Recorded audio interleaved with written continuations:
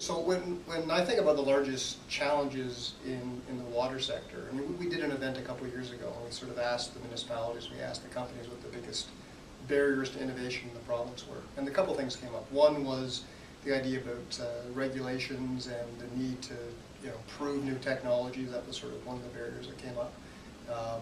We also had some discussions around funding, how you would sort of fund projects, where the money was coming from. But one of the other things that came up was, the idea that there's this risk-adverse nature to the sector. So I think those are three of the biggest barriers that tend to come up time and time again.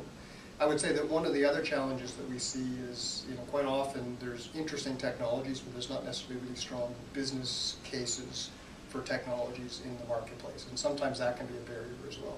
So I think if you can overcome the business case, then sometimes you'll actually find a good motivating reason to change regulation and to find capital, find money to sort of fund things.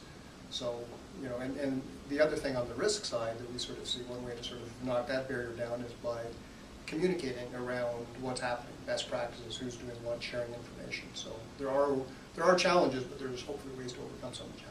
Mm-hmm. And that's something that WaterTAP works on as well, as helping to facilitate that as well, right? Yeah, absolutely. I mean, Okay. WaterTAP, the Water Technology Acceleration Project, I mean, part of what we're trying to do is accelerate the adoption of new technologies in the water sector. Okay.